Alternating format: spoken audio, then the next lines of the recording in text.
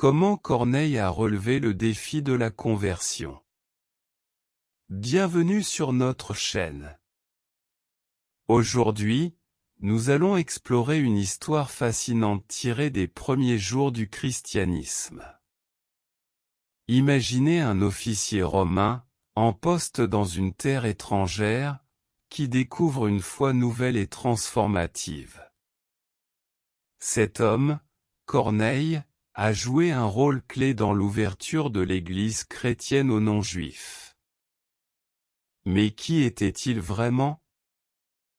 Comment a-t-il relevé le défi d'être sauvé? Dans cette vidéo, nous allons plonger dans les récits des Actes des Apôtres pour découvrir comment Corneille, un centurion romain pieux et généreux, a répondu à l'appel de Dieu et a marqué l'histoire du christianisme. Restez avec nous pour en savoir plus sur son parcours, les défis qu'il a surmontés, et les leçons que nous pouvons en tirer aujourd'hui.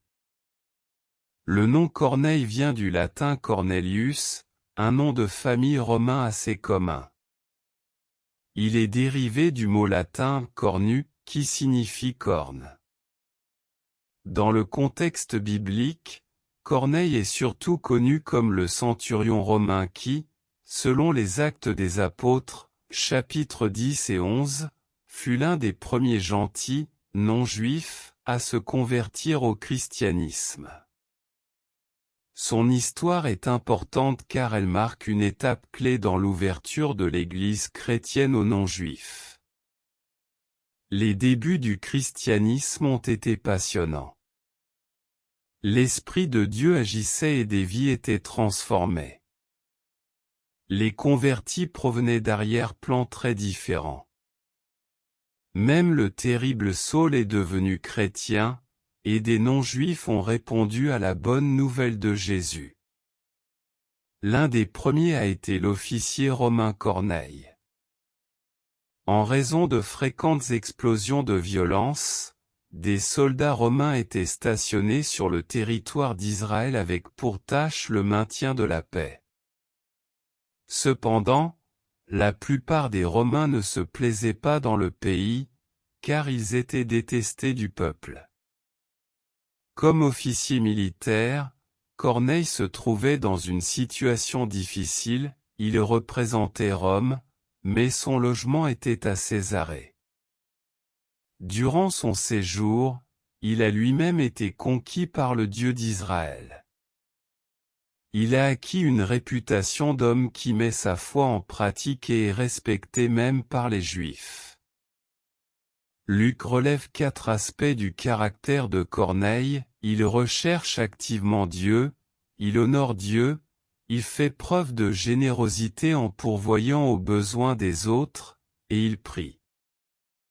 Dieu lui ordonne d'aller chercher Pierre pour que celui-ci l'aide à mieux le connaître. C'est ici l'occasion de rappeler que l'une des raisons pour lesquelles Dieu nous a créés est de le connaître et de chercher à mieux le connaître jour après jour. En entrant chez Corneille, l'apôtre Pierre enfreint plusieurs prescriptions juives. Il avoue son malaise, mais, compte tenu de la soif de ses auditeurs, il délivre son message sans plus de retenue. Il vient à peine de commencer à annoncer l'Évangile que Dieu manifeste son approbation en envoyant son Esprit. Pierre comprend que la seule chose qui lui reste à faire est de baptiser Corneille et sa famille romaine et de les accueillir comme membres à part entière de l'Église. Une nouvelle étape est ainsi franchie dans l'annonce de l'Évangile au monde. Corneille est un exemple réjouissant de la volonté divine de mettre en œuvre, au besoin, des moyens extraordinaires pour atteindre ceux qui désirent le connaître. Dieu ne fait pas de favoritisme et ne se cache pas. Il a envoyé son Fils par amour pour le monde, c'est-à-dire Pierre, Corneille et nous. Bien qu'il n'y ait pas de données historiques précises sur l'âge auquel Corneille, le centurion romain mentionné dans le Nouveau Testament, est décédé, nous savons qu'il est entré dans le repos de Dieu au 1er siècle. Point fort. Corneille était un Romain pieux et généreux. Officier de l'armée d'occupation, il semblait néanmoins apprécier des Juifs. Il a répondu à l'appel de Dieu et a encouragé sa famille à suivre son exemple. Sa conversion a aidé la jeune Église à comprendre que la bonne nouvelle était pour tous, pour les Juifs comme pour les non-Juifs. Leçon à retenir. Dieu trouve ceux qui le cherchent.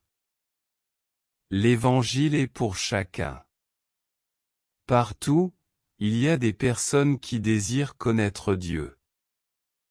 Si nous désirons rechercher la vérité et obéir à Christ, Dieu nous récompensera richement. Verset clé. Il était pieux et craignait Dieu avec toute sa maison, il donnait beaucoup d'argent au peuple et ne cessait de prier Dieu. Acte 10. 2.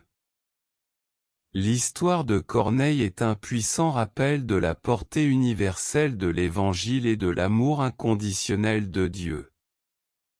Sa vie démontre la transformation que Dieu peut opérer dans le cœur de ceux qui le cherchent sincèrement. Corneille, un officier romain en terre étrangère, a surmonté de nombreux obstacles pour suivre sa foi et a joué un rôle crucial dans l'expansion de l'Église chrétienne aux gentils. Son histoire nous enseigne que Dieu ne fait pas de favoritisme et qu'il accueille tous ceux qui viennent à lui avec un cœur ouvert. Chacun de nous peut tirer des leçons de la vie de Corneille. Nous sommes tous invités à rechercher activement Dieu, à mettre notre foi en pratique par des actes de générosité et de prière, et à encourager notre entourage à faire de même. Peu importe nos origines ou nos défis, Dieu nous appelle à le connaître et à vivre selon ses enseignements. Alors, que pouvons-nous faire aujourd'hui pour répondre à cet appel? Comment pouvons-nous, comme Corneille, relever le défi d'une foi authentique et transformative? Merci d'avoir regardé cette vidéo. Si vous avez trouvé cette histoire inspirante, n'hésitez pas à aimer, commenter et partager. Abonnez-vous à notre chaîne pour plus de contenus inspirants.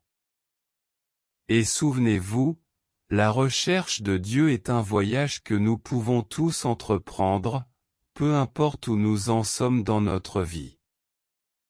À bientôt pour une nouvelle histoire de foi et de transformation.